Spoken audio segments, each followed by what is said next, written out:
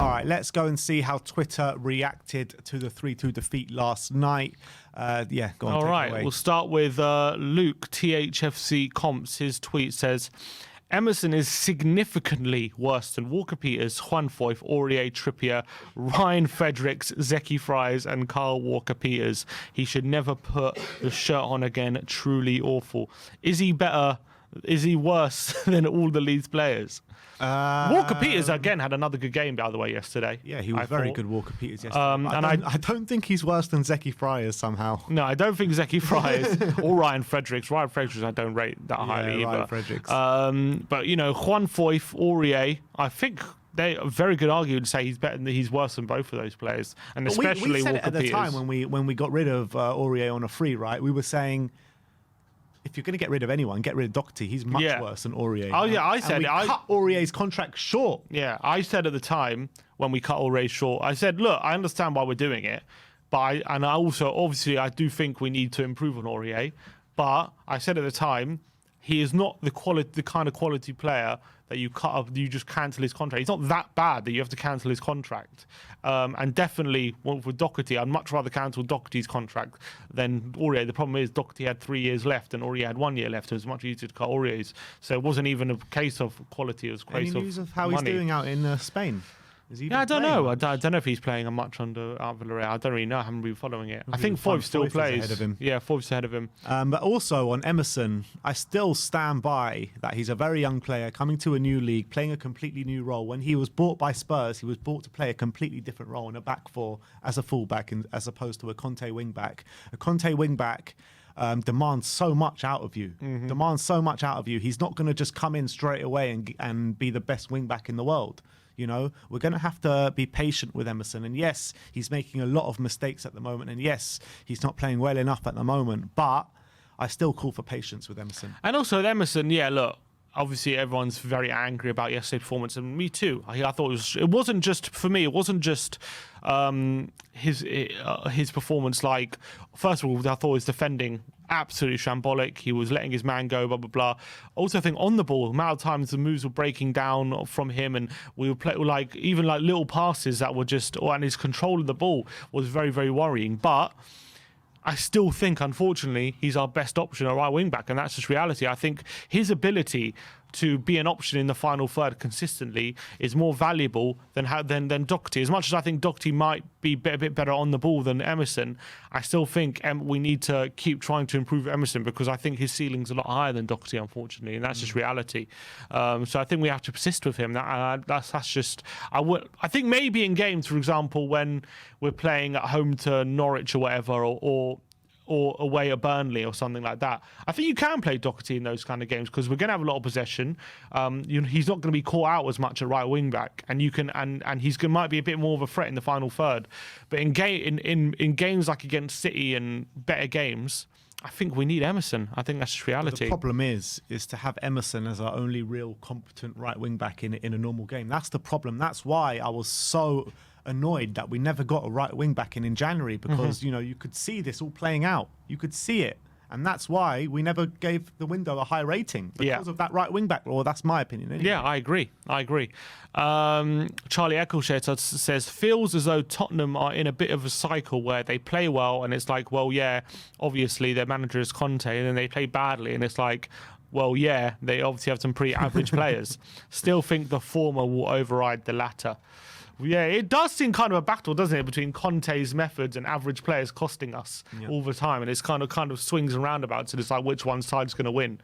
And I'm hoping the quality of Conte will shine through at the end of the day, but it does seem like a lot of our players keep costing us. At the end of the day, if we end up achieving our targets this year and top four, that'll be first of all, it'll be all down to Conte, and second of all, it will only be because teams like Man United let us go and have it, basically. Yeah. That's the only reason why we're going to finish top four this season. And it might well be true. Lily White Rose says, James Ward-Prowse is man of the match home and away against Tottenham. Southampton and Saints have taken 4 points of us this season. Yeah, it's unfortunately true. Hotspur Edition says Emerson is just not Premier League standard. Although he played very well in La Liga, supposedly last season for Real Betis. So, you know, just because he's not had the easiest... First of all, I don't think every performance from Emerson has been that bad. I think there's been, to honest, unfortunately, I have to admit now, there's been more bad than good. That's probably true at this point. But he has put in some good performances, so he shows he can do it occasionally. Yeah, no, I agree. I think that, look, Emerson gets a tough ride, and maybe quite rightly so in a lot of games. I think it's because we bought him for a lot of money, 25 million. From Barcelona. Yeah, Brazilian. Barcelona. And, he's expected, and he was bought to solve our right-back problems, and also we gave up on Tomiyasu as well to sign him. But to be honest, even if we got Tomiyasu in, he's not a wing-back either. No, he's not a wing-back. So whether he would have done a lot better, he might have been a bit more solid defensively, but whether he If would... you ask Tomiyasu to do what Emerson's doing and get up the pitch and, provide attacking options and get crosses in the box, we're also going to be slating Tomiyasu. Potentially. Spurs web say Emerson Royale and Davinson Sanchez lost the ball 17 times each last night. That's incredible. Yeah, I saw that the stat. most out of the Spurs team, 17 times each. That just goes to show their lack of quality really on the ball. Now with Sanchez, that's what we've continually said. Extra inch, big up to them. They've got a bit of a thread. So Southampton was superb in the first half. The press was so organised, and they left Sanchez as the spare man, and he cannot progress the ball. The few times we've beaten their press, usually through Romero, we've looked electric, and we've gotten to find ways to get Romero free more. BT just showed a little compilation of all the Southampton chances, and Sanchez was the root cause of the majority of them. Realised he had a poor half, but seeing that made it even more apparent. Honestly, I think we should shout and scream about the performance a lot of our players tonight. But this was low-key a brilliant performance from Southampton. They really did deserve it. But with Reguilon and Kane having big chances, plus we had Romero and Bergwijn goals chalked off. Despite playing badly, it was encouraging that we still were pretty creative. And if you look at the XG, it was actually this XG has us more, surprisingly enough. Slightly, yeah. But that's because a lot of Southampton's shots were outside the box, maybe.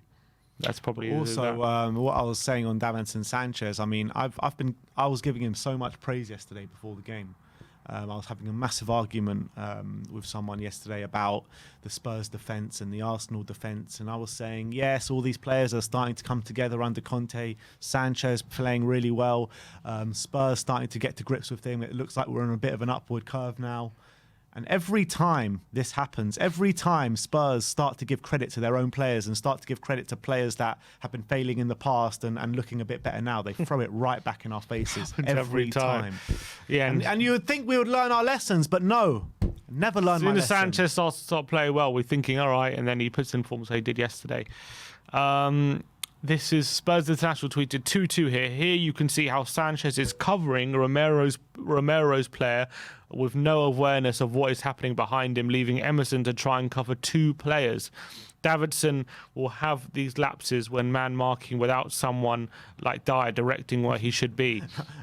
What did Conte say in the pre-match press conference? He said he can be good, but he just has to concentrate. And as you can see here, this is a picture. So you're absolutely right. He's probably right because you see Davidson marking. So Romero, to be fair, has to take responsibility as well because who's he marking? He's marking no one. Romero there? Romero's there marking no one on the right. Yeah. Then Davidson's behind him here. He's marking there, but then look, Emerson's got two players there behind him. Yeah. He's got one there, and then Elianusi was the one who scored that goal. And then, as you can see, as the ball comes in, he played really well yesterday. Emerson tries to mark him, but it's too late. But look, if it doesn't fall to Elianusi, there's Che Adams completely free at the back post as well. So the defending was just all over the place. That's just the reality. Tommy talks ball, big up to him. He says, what we learned from tonight, Romero is great, but surrounded by buffoons and should be playing as the central centre-back. Emerson makes Aurier look like Cafu. Kulu makes Sissoko look quick. We struggled to create if Lucas is not on the pitch. Sissoko was quite quick, wasn't he? I thought, Sissoko wasn't a slouch. We struggled to create if Lucas is not on the pitch. Bentancur must start against Wolves. Big up Tommy. Kulu, in terms of Kulu, he didn't have a great cameo, but I think Lucas, he had such a Jekyll and Hyde performance for me yesterday. He obviously was involved in the two goals, but I thought apart from that, he was so poor, I thought. The thing is, as much as you want to rag on Lucas Moura's performance, he provided two moments of absolute quality that brought us the goals. He did. Yeah, it's true, and it's hard to look past that. But we need a player who's more consistent throughout the game, I guess. I guess you put it down to a good performance or not. I don't know. If Son's doing that, or if Kane's doing that, and they don't really have too much of an impact, but then come up with those big moments in the game that provide us the goals, you're saying that they probably had a good performance. I don't know. Because Son and Kane are much more consistent performers throughout the game than Lucas is. No, I get that, but I'm talking about if Kane did something very similar to Lucas yesterday, where he didn't really impact the game apart from those two moments. And it wasn't about him not impacting the game. It was about him being really poor throughout the game. Like, he was involved, but every time he got the ball to him, he was maybe taking a bad touch and losing the ball. It was very frustrating. But then, the majority of the team were like that, and I actually think. When you've got that bit of quality about you and you provide goals for the team, I thought him and Lloris were our most positive players yesterday. I guess, yeah, if it's from that point of view. Ward-Prowse's game in numbers: 95 touches, 87% actually, 71 passes, 5 chances created, 4 accurate long passes, 4 accurate crosses, 2 shots, 2 assists. Great, what a performance! And it was. Unfortunately, he was brilliant yesterday. James he was head and shoulders above everyone yesterday. Tactical Time says Spurs had to work their balls off to get the second half goal, and nearly gave their manager an aneurysm, and it meant so much. And then they gave up 2 really easy ones within 3 minutes. There aren't many jobs like football management. Yeah, that is so true. Conte was shushing the Southampton bench when we went 2-1 But I think we did work so hard to get ourselves in a position to go 2-1 up in that second half. Gave it away so easily. That's the thing. Like, we put all our energy in getting that goal, and I think we deserved it at the time in the second half, based on the second half performance. But then to give it up so easily must be tearing Conte's hair out. Shades of Jose Spurs, that. XG philosophy have the XG at Tottenham 1.68 and Southampton 2.05. So Understat have it a bit different. So it's interesting how people have different XG ratings. That's what they had it as. G. Fenton says Tottenham have got no chance of 4th place with that defence. 4 out of the 5 are championship at best. How many goals have they gifted the opposition this season between them? Yeah. They're championship at best? I think that's a bit of an overreaction, but... are they Champions League defenders? Yeah. They're not Champions League defenders, that's for sure. I mean, like I said before, if we get top 4, it's not because we're good enough for top 4. It's because the teams that are good enough for top 4 are not performing at their level. Yeah, but we need top 4 to get the players in that are good enough for top 4. That's the thing. Exactly. That's how I feel. Cuti Romero with a post yesterday saying it wasn't our best night, but there's still a lot left. Only up to us to achieve our goal. Thanks for the support as always. So Cuti trying to say we'll do better next time. Hopefully he'll take that. I mean, it stands a bit more from him, but I'm sick of hearing that from the players that have been here for ages, because they say that after every game. Yeah, it's so annoying. Especially I agree with you. Players like Dele Alli, I know he's gone now, but he was the main culprit of that. There's Conte shushing Hasenhüttl yesterday after Tottenham went 2-1 up, but unfortunately it came back to bite him. Jonathan Veal says, when you've just witnessed that defensive performance from Tottenham, and there's Antonio Conte giving his facial reaction to that. Antonio Conte's last 2 league defeats at home, 2 years apart, pretty much, over 2 years apart, against AC Milan and now Southampton. Wow. So look at that run of wins he's had in between that. Unbelievable. Home form. Antonio Conte yesterday, it's the history of the Tottenham. That's the Chiellini quote, and there's Conte looking all dejected as in the rain yesterday. Yeah, we've broken him. Yeah, I mean, I hope not for too long. Southampton have lost just once in the last 8 games across all competitions, to set this as the Saints down Antonio Conte. So, maybe we have to give them a lot of credit because they're in good form with Southampton, and fair play to them. This app has the XG at 2.26 for Southampton and 1.29 for Tottenham. Who's that? This is that one that does the live XG during the game, FootMob or whatever it is. Yeah, because people give different ratings to different chances. I guess it depends what app you go. This one has it as 1.6 for Tottenham and 2.4 for Southampton. But this is probably the most interesting. This is the field tilt. This is when each team is on top, and you can see Southampton on top for way longer than Tottenham were. But you do see... That's exactly what we said, that little moment, that like 5-10 minute spell just before we scored. Yeah. And then the opening like 20 minutes of the second half. Yeah, but apart from that, Southampton were on top. And then a tiny bit right. As you can see, this was the big period of Southampton, right at the first half there. And then look, that second half. Yeah. And that's pretty accurate, I thought, for how the game went. It's very accurate, in my opinion. Football fans, how do you feel? How does it feel to support Spurs? Me, there's Conte. Yeah, pretty much how it feels for all of us. Darkness, my old friend. A Tottenham feed says, despite how poor we were, I still actually liked Bentancur when he came on. So calm and confident on the ball. Has an intelligence by passing at the right time to the right man. Has an elegance similar to Berbatov with the ball at his feet. Looking a good addition. Whenever anyone has a classy touch, everyone just says, oh, he's Berbatov. Yeah, it's an easy comparison to make. But he was class. With Bentancur, I thought he was the one positive that came out of the game yesterday. Yeah. And I think that he does remind me of someone on a football pitch, but I can't remember. I can't kind of like just put the name to face who it actually is. But he does have some sort of aura about him, Bentancur, on that pitch. Is it Berbatov? Like, maybe, because he does have that kind of silky touch to him, doesn't he? Yeah, and he seemed like he just, and also just every decision he made had like a, it would just seem like the right decision, like he was playing to the right player in space at the right time, and it wasn't just nothing rushed, always knowing what he's going to do. And he's got a bit of a build, like when you look at him on the pitch, he does look a bit like Berbatov, tall, a bit lanky, slight build. So maybe it is Berbatov. Sonny Day says, apologies to Serge Aurier for underappreciating him and wanting him out. Would have flourished in the Conte system. Apologies to Arsenal fans for saying Emerson is better than Tomiyasu, and to Emerson Royale for believing in him despite many underpar performances. You're shit, mate. Well, a lot of people coming under Emerson.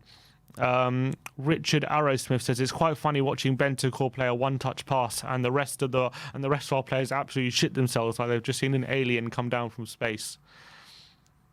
It looks like our players aren't used to such quality. David Ellis says, so poor last night, but the squad always has these type of performances in them because it's littered with average players. It's the same for United, West Ham and Arsenal. The rebuilds are huge and will take time. Are we patient enough? Got no choice. Suck it up onto the next one. And that's just how I feel. Like it was pretty much a miracle we were as consistent as we were under Conte, and it was only a matter of time for a result like this was coming, probably. Yeah, but after that performance against Brighton, you would think that you're going to go into this game with a lot of confidence and come out on the blocks fast. But we just did anything. Basically, everything that people associate with Spurs is what we did yesterday. Yeah. Gallardo, why has he got Gallardo as a Spurs fan as his AVI? I don't know. But he says, Lloris, good player. Romero, future world class. Sanchez, mediocre. Davis, below average. Emerson, below average. Regular, mediocre. Winks, mediocre. Højbjerg, mediocre. Lucas, mediocre. Kane, world class. Son, top player. Top four, forget it. Everyone I ask when they say Tottenham aren't going to get top four, who are going to get it? They never have an answer for that. Exactly. Who are going to get it? And then everyone stumbles when I ask them that, and they're all like, "Oh yeah, it's between Arsenal and Man United." But Arsenal and Man United are less consistent than us. Yeah, so it's too early to say, I guess. And then Sculty, the last one, says, "Hey lads, I think most of these players are now showing themselves for how poor and lack of quality they have. Look at City; all their players have quality. Højbjerg is a robust player. You need him for seeing out the game. So skip and Bentancur for me." Yeah, but you're comparing us to Man City. Like, come on. Obviously, they're full of world-class players, and we're nowhere near. And also, like, people say they're now showing how poor and lack of quality they have, but like they weren't against Brighton. You know what I mean? Against Brighton, we dominated and played well. So I don't think it's a case of just one game and that's it. They're now showing what they are because they didn't show that against Brighton. So what were they showing then? Like, I think it's just going to be, look, with average players, you're going to get some games where they're playing well and some games where they don't play so well, and that's just the case. Yeah. And that is it. I guess there are some more tweets here. Ted Carpenter says, the sooner we get rid of Emerson and Sanchez and bring in quality replacements, the sooner we'll start to improve. Emerson is basically another Aurier. I actually think Aurier on the ball is a lot better than Emerson, to be honest. I would love Aurier in this team right now. I really would. God save the skip says, despite the dismal performance, we can still kick on from here. The other teams fighting for fourth have a tough run of games, and our fixtures are difficult but winnable. Hope the defence settles and compose Bentancur, and Bentancur starts ahead of Winks and Højbjerg. Yeah, I think we all want to see more Bentancur after yesterday. I really want to see Bentancur has to start this weekend. Sound HFC says, do you think Emerson needs time? Yes, he hasn't been good, but we can't forget only 22, and we need Dyer back massively because of the leader role, and his missing last night. All of us were there to see. And would you guys prefer 3-4-3 out of us in 3-5-2? And on Emerson, right? People are very quick to forget. Who's been our best right back of the last in the last 5, 6, 7, since Poch came, right? Kyle Walker. Mm-hmm. At 22 years old, where was Kyle Walker? He was on loan at Aston Villa, and he was making mistakes week in, week out for us before he went to Aston Villa. So people need to calm down a little bit, because Kyle Walker took a long time to come into the team as well. In fact, actually, when Kyle Walker he broke into the team under Harry Redknapp in that season when we got screwed by Chelsea 11-12. Like, he was pretty, I think he was in the running for Young Player of the Year. He had like a pretty good season, but then for 2 seasons after under AVB, I think everyone wanted him gone. I think people were ready to get rid of him. He was really bad. Yeah. He was making really bad mistakes. He was all over the place. He was just making brainless decisions. I remember just half the time, Kyle Walker would get the ball on the right and just pass it aimlessly in the middle of the park. Yeah, like do stupid things. Yeah. And I remember a lot of people wanted him gone off those 2 seasons of 2 seasons, not 1, 2 seasons, not just a run of games at Emerson. This is 2 full seasons of inconsistent performances. And then once Poch came in, everything changed. He got his act together. He got those fullbacks how he wanted them to play. And it wasn't even straight away. It probably took him like a few months to really get up to it. But then he started playing really well, and then obviously became one of the best fullbacks in the league and got his move to City. So, yeah, Emerson's playing badly at the moment, but people just ready to throw him away. I mean, come on. You players can come out the other side of this. I agree. As much as he's not been good. And it's very easy and very quick to say, oh, look, he's terrible, let's get rid. And he might end up not being good enough. And all the evidence suggests at the moment that he might not be good enough right now. But let's just see where we're at the end of the season. At least give the guy a chance. Yeah, and you're completely right. There might be it might come to a point in a year and a half, or even 2 years, where we'd be like, yeah, look, let's cut our losses now because he's not good enough. But right now, we need to give the guy a chance. Yeah, exactly. So let him just improve under Conte, have his own path, and see where it ends up. But that's it for now. That's all for Twitter Reacts. If you've got any more tweets, let us know. And if we see anything interesting, we'll bring it back up and react to it.